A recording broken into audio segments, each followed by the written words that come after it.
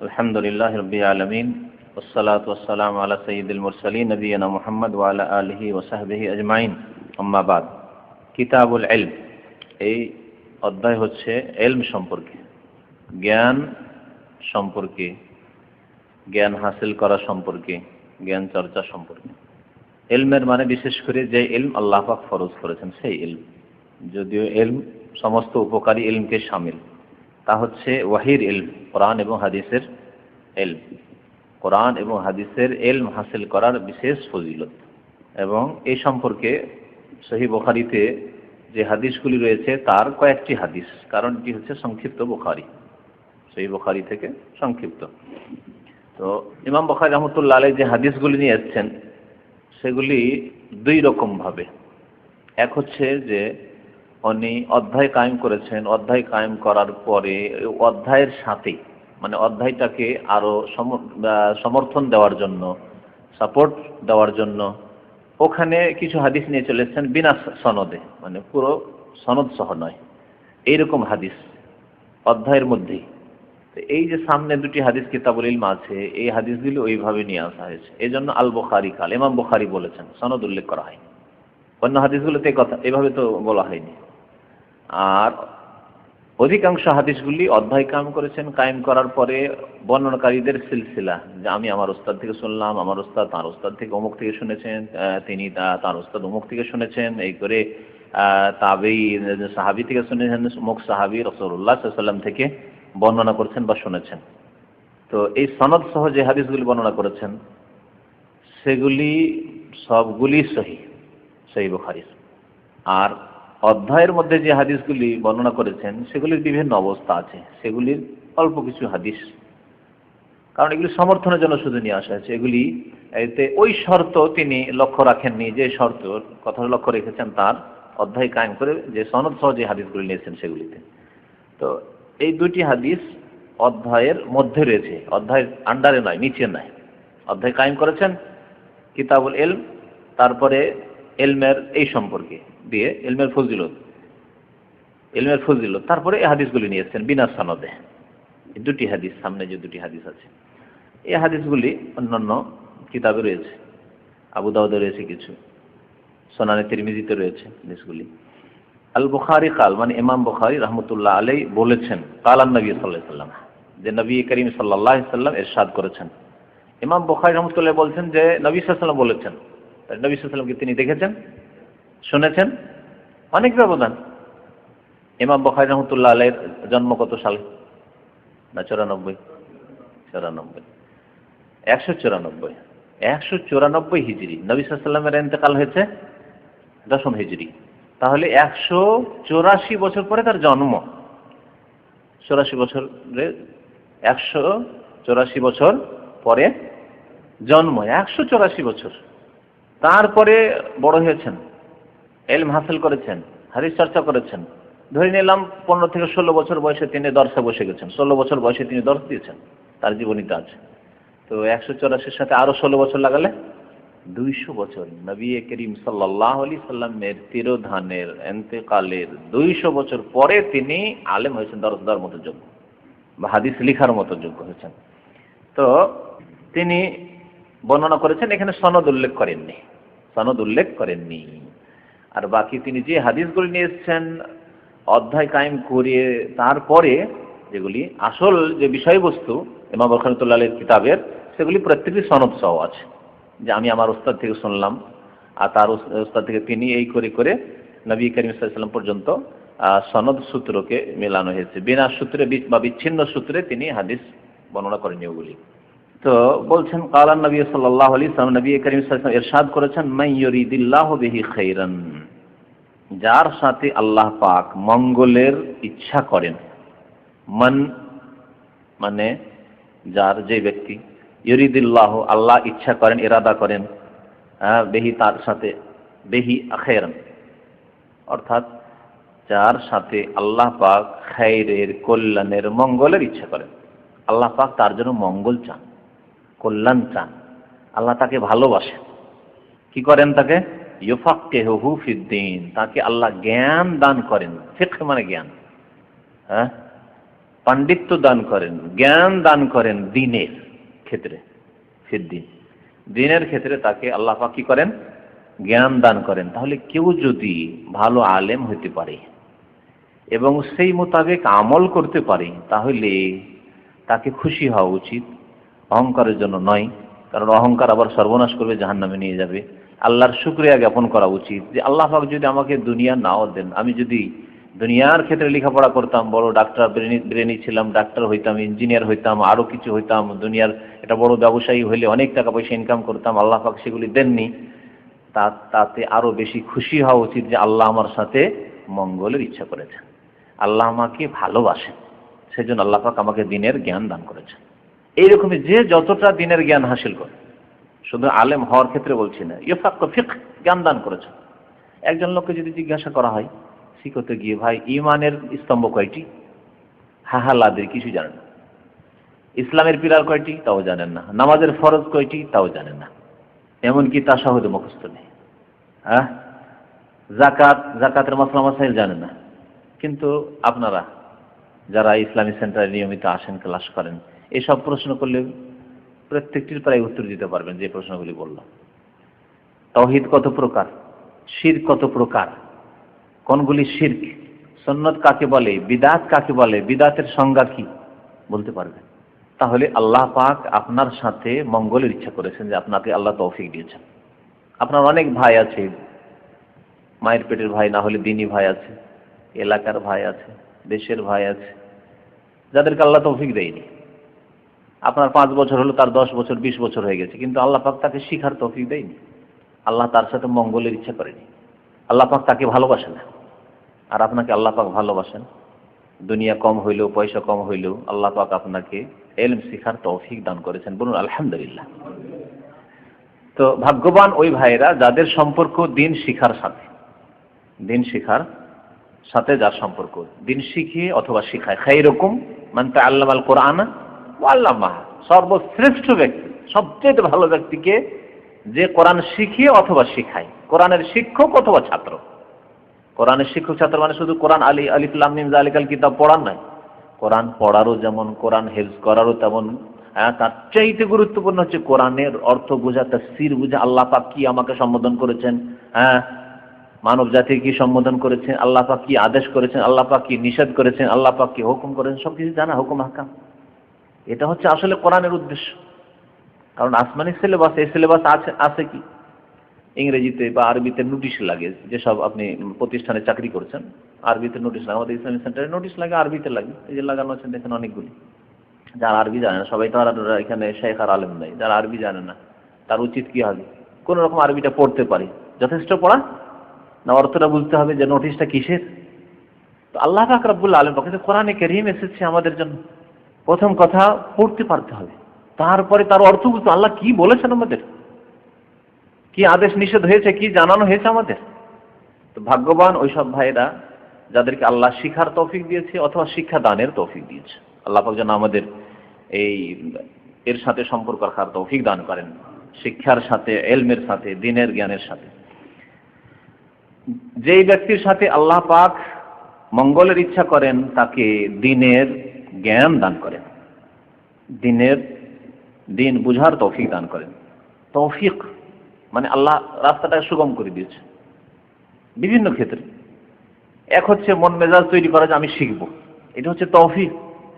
তৌফিকের আরেকটি দিক আছে যে আপনি ইসলামিক সেন্টারে আসতে পারবেন, এইরকম জায়গায় আছেন, এইরকম চাকরিতে আছেন, এমন নয় যে দোকানের চাকরি আসার কোনো সুযোগ নেই। ইচ্ছা থাকলে অনেকে আসতে পারে না, অনেকে মাজারায় কাজ করছে, এখান থেকে 70 কিলোমিটার দূরে থাকে, ইচ্ছা আছে দারুসুলিতে বসে এসা পরে, কিন্তু এসা পরে এখানে দারুস বসে রাত 9টা 9:30 গাড়ি পাবো না, যেতে পারবো না, মহা বিপদে পড়ে যাবো। তা আপনাকে আল্লাহ পাক যে রেখেছেন দ্বীন শিখার কাছাকাছি, যেখানে দ্বীন শিক্ষা দেওয়া হয় তার আশেপাশে আপনি আসতে পারছেন, যেতে পারছেন, শিখতে পারছেন, সময় দিতে পারছেন, এগুলি আল্লাহ পাকের তৌফিক। আল্লাহ পাক আপনার সাথে মঙ্গলের ইচ্ছা করেছেন, আল্লাহ পাক আপনাকে ভালোবাসেন, আল্লাহ পাক যেন তাদের দলে শামিল হওয়ার তৌফিক দান করেন। তারপরে বলছেন ওয়াইন্নামাল ইলমু বিত্তাআল্লুম, আর ইলম হাসিল হবে ইলম শিখলে, এমনি হাসিল হবে না। ইলম হাসিল হবে তাআল্লুম করলে, তাআল্লুম মানে শিক্ষা অর্জন করা। তাহলে ইলম এমনি হাসিল হয় না, শিক্ষা অর্জন করতে হয়, হাসিল করতে হয়। কিতাব কিনে রেখে দিয়েছেন, ক্যাসেট সিডি কিনে বাড়িতে রেখে দিয়েছেন। আমাদের ভাই বলছিলেন যে অনেকে আছে খালি ক্যাসেট সিডি কিনার দেশে পড়ায়, আমার হয়ে গেছে কাজ, আমি তো এখানেই আছি, দমদমে আছি, খালি পাঠাও। নিজে যদি ওকে জিজ্ঞাসা করে যে তুমি সিডিটা শুনেছো, ক্যাসেটটা শুনেছো, না না শুনিনি, এটা বাড়ির জন্য, দেশের জন্য, তাহলে আপনি জাহিল থেকে যাবেন। হ্যাঁ, অন্যকে লাইট দিচ্ছেন, আলো দিচ্ছেন, আর ওই চেরাগ যে প্রদীপ আছে তার নিচের অন্ধকার যেমন হয় ওই রকম আপনি অন্ধকারে, এমন যেন না হয়। আপনি এলম নিজে শিখেন। প্রথম মনে করেন যে আমি নিজে মুখাপেক্ষি বেশি, আমার বেশি প্রয়োজন শিখার, তারপর অন্যকে শিখাইতে হবে। এই অংশটুকু বাহ্যিক মনে হচ্ছে যে হাদিসের অংশ, তাই না? কিন্তু আমার যতটুকু জানা আছে এই হাদিস সম্পর্কে যে মান ইউরিদিল্লাহু বিহি খায়রান ইউফাক্কিহু ফিদ্দীন, এতটুকু হাদিস। আর বাকি ওয়া ইন্নামাল ইলমু বিত্তাআল্লুম, ইমাম বুখারী রাহমাতুল্লাহ আলাইহির কথা, এটি নবী সাল্লাল্লাহু আলাইহি সাল্লামের কথা নয়, আল্লাহু আ'লাম। তবে ইলম শিখলে ইলম হাসিল হবে, ইলম না শিখলে ইলম হাসিল হবে না। ইলম কিতাবে থেকে গেলে কিতাবে থেকে যাবে, পাতাতে থেকে যাবে, যদি ক্যাসেট সিডিতে থাকে তাতেই থেকে যাবে, যদি আপনি না শোনেন। ইলম শেখার রাস্তা হচ্ছে দুটো, একটা হচ্ছে পড়া এই চোখ দিয়ে আর ব্রেনে বসান, আর একটা হচ্ছে কান দিয়ে শুনে ব্রেনে বসান। হ্যাঁ, সামা ওয়াল বসার, আল্লাহ পাক এই দুই নিয়ামতের কথা উল্লেখ করেছেন। ওয়া জাআলা লাকুমুস সামা ওয়াল বসারা, আর তারপরে শুনলেন, পড়লেন, তারপরে জাস্টিফাই করতে হবে ওয়াল আফিয়াদা, অন্তর দিয়ে যে কথাটা ঠিক পড়লাম, এটা কথা ভুল হইলো না ঠিক হলো, শুনলাম এই কথাটা ঠিক না ভুল, হইতে পারে আমাকে বিভ্রান্ত করা হচ্ছে, কথাটা কি, তাহলে অন্তর দিয়ে বিচার বিবেচনা করা। এই জন্য আফিয়াদা, হৃদয়ের কথা, কলবের কথা আল্লাহ উল্লেখ করেছেন। তিনটি নিয়ামতের কথা, সামা শ্রবণ শক্তি, অল বাসার দৃষ্টিশক্তি, আর অল আফিয়াদা এবং ভালো মন্দের বিবেক বিবেচনার শক্তি, যে কি আল্লাহ পাকের কথা কিনা, রাসূলুল্লাহ সাল্লাল্লাহু আলাইহি ওয়াসাল্লামের কথা কিনা, এটি সহি কিনা না জাল মিথ্যা, আমাকে সহি রাস্তা দেখানো হচ্ছে কিনা, এর বিবেক বিবেচনা করার জন্য চেষ্টা করতে হবে এবং আল্লাহ পাকের কাছে দোয়া করতে হবে যে আল্লাহ তৌফিক দাও, ইহদিনাস সিরাতাল মুস্তাকিম। এই ছিল একটি হাদিসের অংশ। আর একটি হাদিসের অংশ হচ্ছে, হাদিস বড়, তার একটি অংশ। আল বুখারী কাল, ইমাম বুখারী রাহমাতুল্লাহি আলাইহি বলছেন যে কালা রাসূলুল্লাহ সাল্লাল্লাহু আলাইহি ওয়াসাল্লাম, আল্লাহ রাসূল সাল্লাল্লাহু আলাইহি ওয়াসাল্লাম ইরশাদ করেছেন, মান সালাকা তারিকান, যে ব্যক্তি এমন রাস্তায় চলবে, সালাকা মানে পথ চলা, আর তারিক মানে রাস্তা, তো যেই ব্যক্তি এমন পথে চলবে, এমন রাস্তায় চলবে, ইয়াতলুবু বিহি ইলমান, অন্য রিওয়ায়েতে রয়েছে ইয়াতলুবু ফিহি ইলমান, ওই রাস্তা দিয়ে গিয়ে ইলম শিখতে চাইছে, আর সেই রাস্তায় সে ইলম শিখছে, জ্ঞান হাসিল করতে চায়। রাস্তা চলে আসলেন অথবা হেঁটে আসলেন অথবা গাড়িতে আসলেন, কি উদ্দেশ্যে আসছেন? ইয়াতলুবু বিহি ইলমান, এই রাস্তা অতিক্রম করে 5 kilometre 10 kilometre 2 Real 5 Real 10 Real ভাড়া দিয়ে অথবা পায়ে হেঁটে 3 কিলোমিটার দূর থেকে, যেখান থেকে হাঁটা সম্ভব, আসছেন আপনি, উদ্দেশ্য হচ্ছে ইলম হাসিল করা, যে আমি কোরআন এবং হাদিসের কথা শেখার জন্য যাচ্ছি, আল্লাহ এবং তার রাসূলের কথা শেখার জন্য যাচ্ছি। যদি এই উদ্দেশ্য থাকে, নিয়ত থাকে, সাহহারাল্লাহু লাহু তারিকান ইলাল জান্নাহ, তাহলে আল্লাহ পাক তার জন্য জান্নাতের রাস্তাকে সহজ করে দেবেন, জান্নাতের রাস্তাকে সহজ করে, আসান করে দেবেন। সে যেন জান্নাতের রাস্তাতেই চলছে, ইলম হাসিল করার রাস্তায় আসছে মানে জান্নাতের রাস্তায় চলছে। এই দুইটি ফজিলত ইলম হাসিল করা সম্পর্কে আল্লাহ পাক ভালোবাসেন, আল্লাহ পাক মঙ্গলের ইচ্ছা করেছেন আপনার সাথে। পয়সাওয়ালার সাথে আল্লাহ মঙ্গলের ইচ্ছা করেননি। ধনবান ব্যক্তি, হ্যাঁ, নেতৃত্ব পেয়ে গেছে, তার সাথে আল্লাহ মঙ্গলের ইচ্ছা করেনি। কোনো হাদিস দেখাতে পারবেন না যাকে আল্লাহ নেতৃত্ব দিয়েছেন, যাকে আল্লাহ পয়সা দিয়েছেন, যাকে আল্লাহ প্রভাবশালী করেছেন, তার সাথে মঙ্গলের ইচ্ছা করেছেন, এরকম কোনো হাদিস পাবেন না। কিন্তু আল্লাহ পাক মঙ্গলের ইচ্ছা করেছেন যার ইলমের সাথে সম্পর্ক আছে, কোরআন সুন্নাহ, কত বড় ফজিলত। তারপরে যেই ব্যক্তি ইলম শিখার রাস্তায় চলবে, দিন শিখার জন্য, কোরআন হাদিস শিখার জন্য, সে যেন জান্নাতের রাস্তায় চলছে, তার জন্য আল্লাহ পাক জান্নাতের রাস্তা সহজ করে দেবেন, এই জানলেন।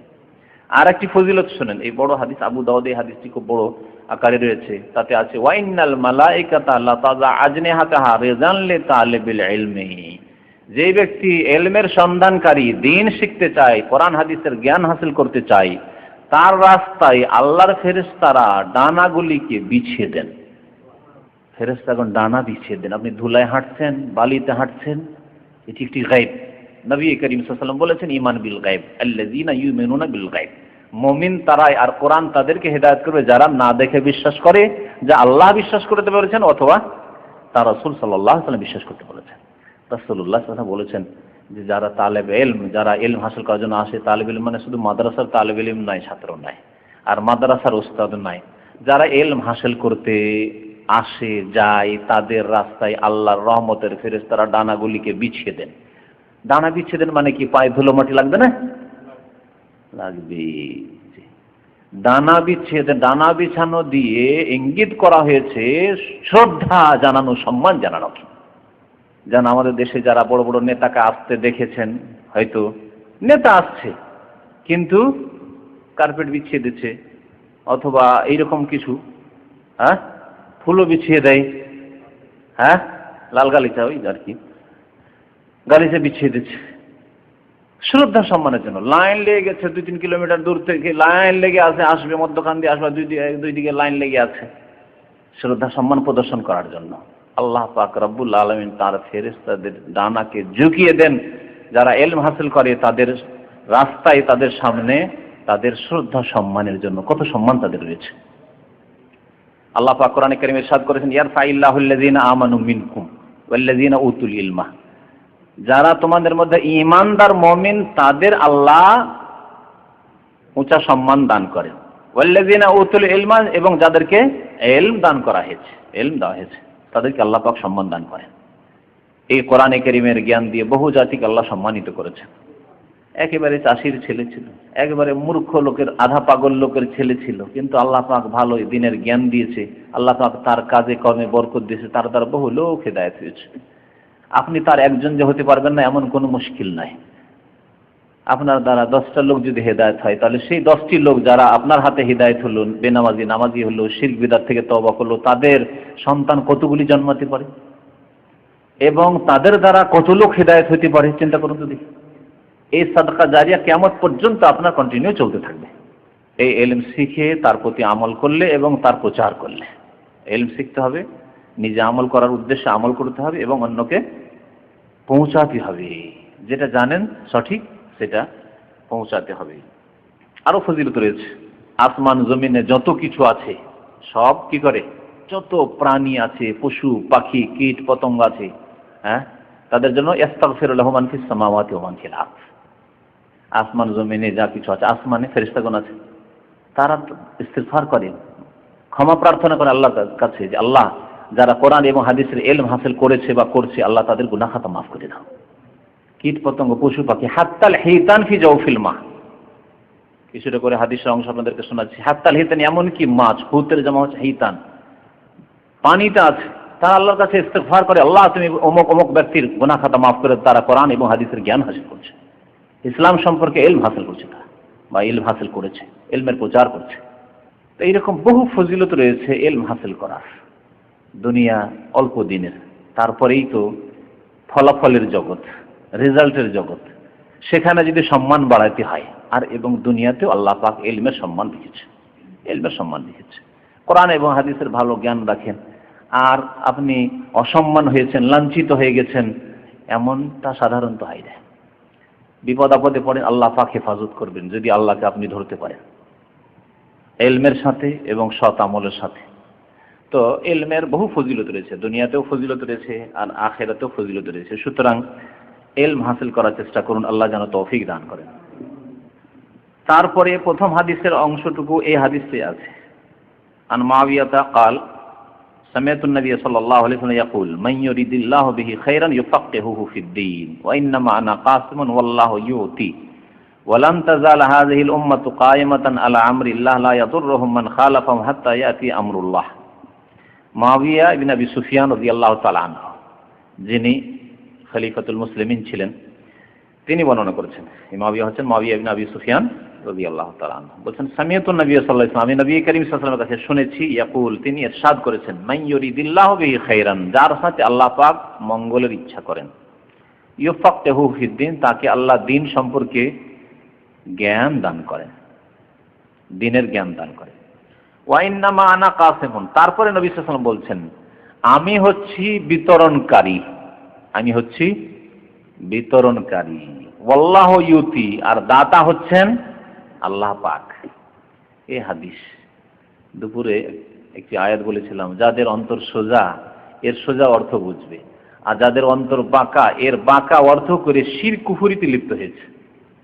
শুনবেন, সোজা অর্থ হচ্ছে নবী করিম সাল্লাল্লাহু আলাইহি ওয়াসাল্লাম বিতরণকারী। কিসের বিতরণকারী? হ্যাঁ, বিষয়বস্তু হচ্ছে ইলম। নবী সাল্লাল্লাহু আলাইহি ওয়াসাল্লাম ইলমের বিতরণকারী। কারণ তার আগে কি বলছেন? মাইয়ুরিদুল্লাহু বিহি খায়রান ইউফাক্কিহু ফিদ্দিন। ইলম, ফিকহ, শরীয়তের জ্ঞান, কোরআন এবং হাদিসের জ্ঞান বিতরণকারী হচ্ছেন রাসূলুল্লাহ সাল্লাল্লাহু আলাইহি ওয়াসাল্লাম। কেউ কি বলতে পারবে যে সাহাবায়ে কেরামদেরকে আল্লাহ পাক সরাসরি শিখিয়েছেন? শিখিয়েছেন? কে শিখিয়েছেন? আবু বকর, ওমর, উসমান, আলী, লক্ষাধিক সাহাবায়ে কেরাম কার কাছ থেকে শিখেছেন? কে ইলম বিতরণ করেছেন? নবী করিম সাল্লাল্লাহু আলাইহি ওয়াসাল্লাম ইলম বিতরণ করেছেন। যে যতটা নেওয়ার, মাত্র 3 বছরে আবু হুরায়রা রাদিয়াল্লাহু তাআলা অনেক ইলম হাসিল করলেন। বিতরণ হচ্ছে যে যত নিতে পারি। ইলম ঠিক ওই রকমই। আপনি সপ্তাহে 1 দিন সময় দিচ্ছেন, আপনি 1 দিন নিতে পারলেন, কিন্তু আর একজন সপ্তাহে 5 দিন সময় দিচ্ছেন। মাঝে মাঝে লিখে নিয়ে চলে আসছে প্রশ্ন, সংশয়, এই পড়াশোনা করেছি বা শুনেছি, তো এগুলি আমার প্রশ্ন জাগছে, এগুলির উত্তর কি হবে? আপনি 1 দিন আসেন আর সে সপ্তাহে 5 দিন 7 দিন আসে, সমান কি হবে? আপনি 1 ঘন্টা আসেন, কেউ 5 ঘন্টা আসে, সমান তো আর হবে না। বিতরণ হচ্ছে, ইলম বিতরণ হচ্ছে যে যত নিতে পারে। নবী করিম সাল্লাল্লাহু আলাইহি ওয়াসাল্লাম থেকে সাহাবায়ে কেরামরা ওইরকমই। তাহলে এখানে ইলম বিতরণের বিষয়বস্তু, ফিকহ, শরীয়তের জ্ঞান দানের বিষয়বস্তু, যে জ্ঞান আমি বিতরণ করছি। তিনি বিতরণকারী কেন বললেন, দাতা কেন বললেন না? কারণ দাতা, ইলম দাতা আসলে আল্লাহ পাক। কারণ কোরআন কারীম আল্লাহ পাক দান করেছেন, রাসূলুল্লাহ সাল্লাল্লাহু আলাইহি ওয়াসাল্লাম হাদিসগুলি সব ওয়াহী, সুতরাং সেগুলির দাতা আল্লাহ পাক রব্বুল আলামিন। এইজন্য নবী সাল্লাল্লাহু আলাইহি ওয়াসাল্লাম বলেন যে আমি ইলম দাতা, আমি ইলম বিতরণকারী। আর আসল ইলম দাতা কে? তারপরে বিতরণ করা হচ্ছে, কেউ ধরতে পারলো, কেউ ধরতে পারলো না, হাত থেকে পড়ে গেল, হতে পারে না? খাবারের প্যাকেট বিতরণ করা হচ্ছে, দেখেছেন তো আরাফা আর মিনাতে যে বিতরণ হয়, ও অনেকে ধরেও ধরতে পারে না, পড়ে গেল, নষ্ট হয়ে গেল। তো ইলম বিতরণ করা হচ্ছে, কারো ধারণ শক্তি বেশি আছে, মাশাআল্লাহ, স্মৃতি শক্তি খুবই সুন্দর, একবারই ধরে নিল, ওই 2 বার আর বুঝাইতে হয় না। আর অনেক কথা মনে রাখতে পারে। আর অনেকই আছে 5 বার 7 বার 10 বার শুনে আবার ভুলতেই থাকে, ভুলে যায়। সপ্তাহে 5 দিন এসেও ভুলে যায়। একজন হচ্ছে 1 দিন 2 দিন আসে, কিন্তু অনেক কিছু সে ধরে রাখতে পেরেছে। বিতরণ হচ্ছে যে যতটা ধরে রাখতে পারে। নবী সাল্লাল্লাহু আলাইহি ওয়াসাল্লাম বিতরণ করেছেন। আর তৌফিক দাতা আল্লাহ, যে স্মৃতি শক্তির মালিক আল্লাহ, সময় সুযোগ মিলিয়ে দেওয়ার মালিক আল্লাহ পাক। আপনাকে আল্লাহ অত ব্যস্ত করেননি। মানসিক টেনশন যদি হয় শিখতে পারবেন না। এখানে এসেছেন শিখার জন্য, আর ওইদিকে পেরেছেন আমার স্ত্রী অসুস্থ, তার অপারেশন করাতে হবে, মা অসুস্থ, আব্বা অসুস্থ, আর এইটা সেটা, এই পেরেশানি, তাহলে আর কি শিখবেন আপনি? চিঠি এসছে, চিঠিতে পেরেশানির শেষ নাই, বাড়িতে কিছু শিখতে পারবেন না। দেহ এখানে আছে, কিন্তু ব্রেন পুরো দেশে আছে। তাহলে দাতা আল্লাহ পাক রব্বুল আলামিন। বিতরণ করেও কাজ হবে না। বিতরণ হচ্ছে আপনি কিছু শুনছেন না, কিছুই বুঝলাম না, 1 ঘন্টা বসে থাকলাম, কিছু কি যে হইলো না হলে কিছু বুঝলাম না, হয় এরকম অনেক সময় পেরেশান থাকলে মানুষ। তো দাতা আল্লাহ পাক রব্বুল আলামিন, আর বিতরণকারী রাসূলুল্লাহ সাল্লাল্লাহু আলাইহি ওয়াসাল্লাম। ইলম সম্পর্কে আলোচনা চলছে। বিদাতিরা, এই হাদিস আমি অনেক দিন আগে বেরেলভিদের কিতাব পড়েছিলাম।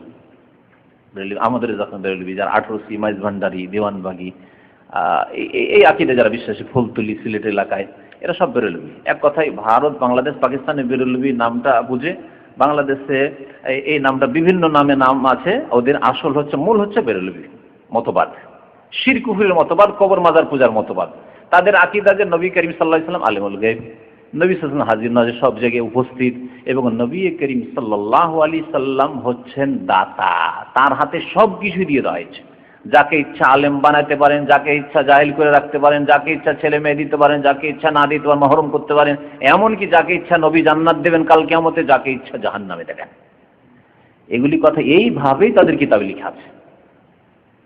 এই আকীদা হচ্ছে বেরেলভি মতবাদ, যেটাকে অনেক এলাকায়, ব্রাহ্মণবাড়ি ওইসব এলাকায় রিজভি বলে। আজকে দুপুরে একটা প্রশ্ন ছিল এরকম, এরাই তারা। আহমদ রেজা খান থেকে ওরা নামটা নিয়েছে রিজভি। আর যেহেতু ওর বাড়ি ছিল বেরেলি শহরে, উত্তরপ্রদেশের, ভারতে, এই বিদাতি আলেমের বা কবর পূজারী মুশরিক আলেমের, তো সেই জন্য তাদেরকে বেরেলভি বলা হয়। বেরেলভি নামটা তারা পছন্দ করে না, রিজভি নামটা পছন্দ করে আবার। তো হ্যাঁ, ওই যতগুলি ওদের অনুসারী আছে সবগুলি ওইরা। এদের আকীদা কি, এদের অর্থ শুনেন। বলছে ইন্নামা আনা কাসিমুন, নবী সাল্লাল্লাহু আলাইহি ওয়াসাল্লাম দেখো বলছে আমি বিতরণকারী। নবী ধন বিতরণ করেন, নবী আওলাদ বিতরণ করেন, নবী সুস্থতা বিতরণ করেন, হ্যাঁ, নবী নেতৃত্ব বিতরণ করেন, আর আল্লাহ ইউতি, আল্লাহ দাতা এবং নবী এসব বিতরণ করেছেন। শুধু এলেম বলেনি, সবকিছু বিতরণ করেন। যদি তাই হয় তাই নবী সাল্লাল্লাহু আলাইহি ওয়াসাল্লাম বিতরণ করতে গিয়ে হাসান হোসেনকে দিলেন না? তারা নেতৃত্ব পেলেন না আলী রাদিয়াল্লাহু তাআলা আনহুর পরে, আর নিজের জামে আলী রাদিয়াল্লাহু তাআলা আনহুকে দিলেন তো মাত্র 5 বছরের নেতৃত্ব, আর উসমান রাদিয়াল্লাহু তাআলা 12 বছরের নেতৃত্ব, উমর রাদিয়াল্লাহু তাআলাকে 10 10.5 বছরের নেতৃত্ব। এগুলি বিতরণ নবী করিম সাল্লাল্লাহু আলাইহি ওয়াসাল্লাম করেছেন? হ্যাঁ, মুয়াবিয়া রাদিয়াল্লাহু তাআলাকে 20 বছর নবী সাল্লাল্লাহু আলাইহি ওয়াসাল্লাম বিতরণ করেছেন।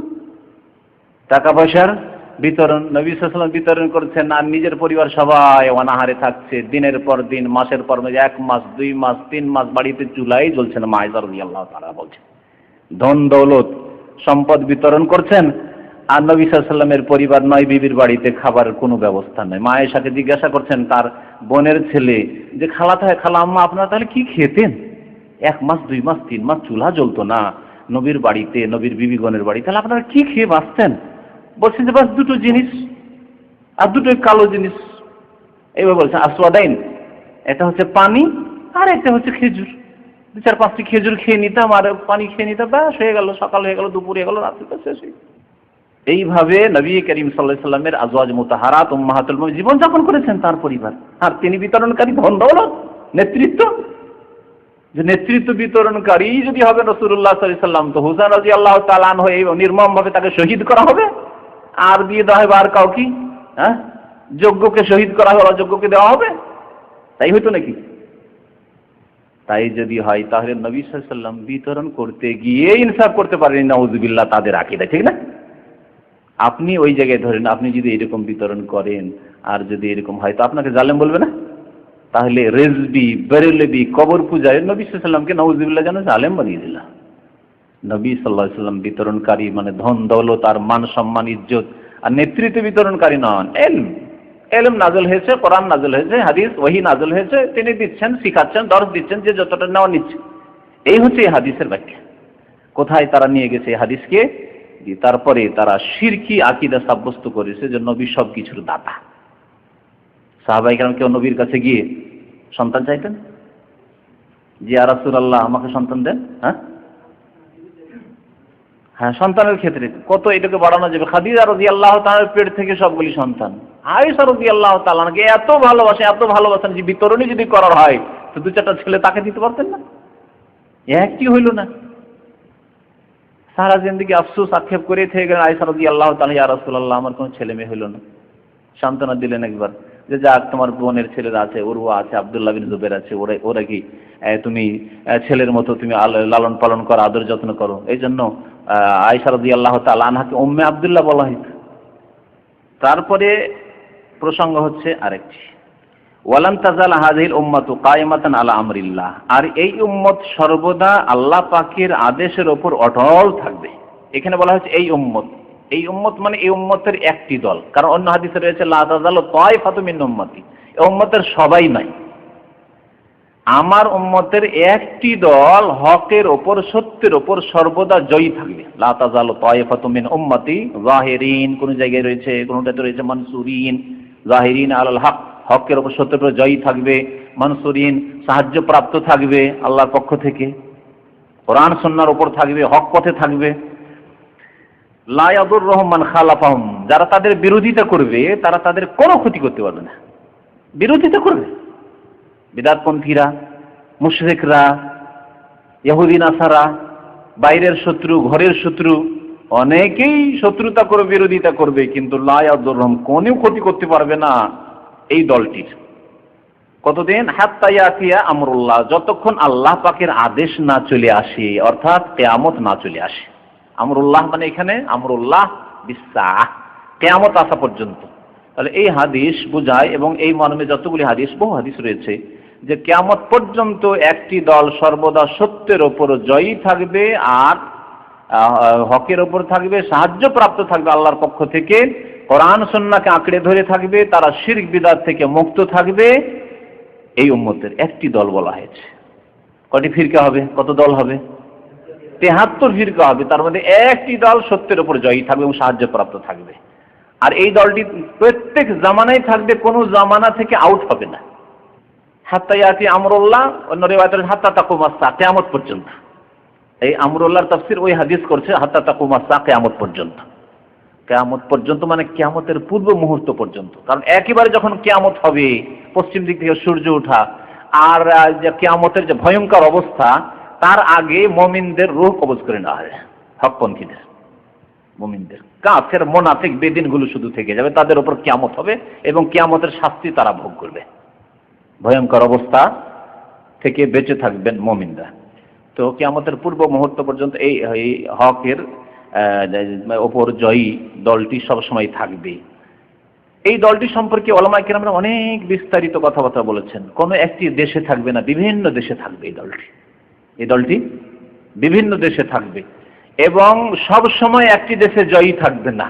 কোন সময় এক দেশে শক্তিশালী, অন্য দেশে দুর্বল হইতো, মানে ক্ষমতার দিক দিয়ে, প্রভাবের দিক দিয়ে। কিন্তু প্রত্যেক দেশে অল্প অল্প কিছু লোক থাকবে। কোন এলাকায় বেশি শক্তিশালী, অন্য এলাকায় দুর্বল হইত।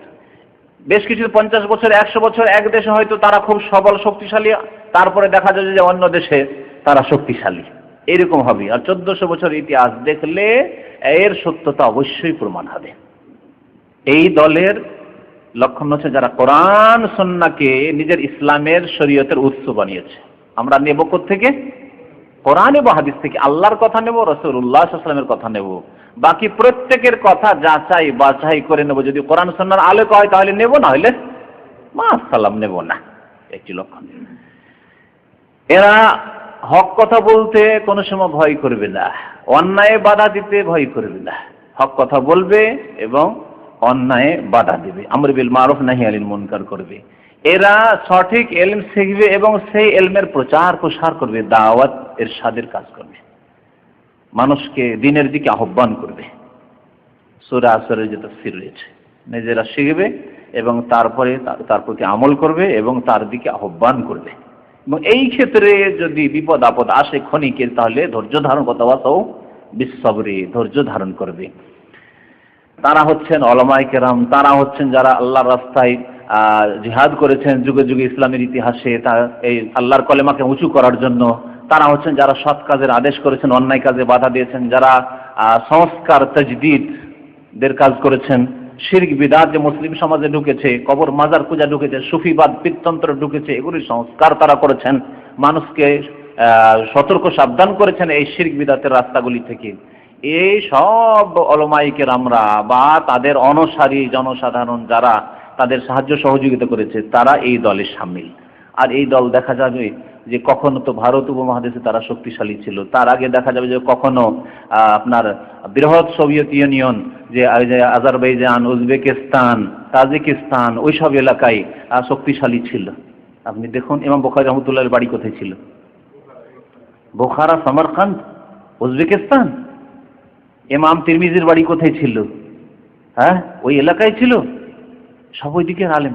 এমনকি ইমাম আবু হানিফা রাহমাতুল্লাহ আলাইহি সেদিকেরই। ইমাম আবু দাউদ সিজিস্তান বাড়ি, বেলুচিস্তান, আপনার আফগানিস্তান আর পাকিস্তানের বর্ডার এলাকায় বাড়ি ইমাম আবু দাউদের। বুখারী মুসলিমের পর আবু দাউদ যে হাদিসের কিতাব, তার বাড়ি কোথায়?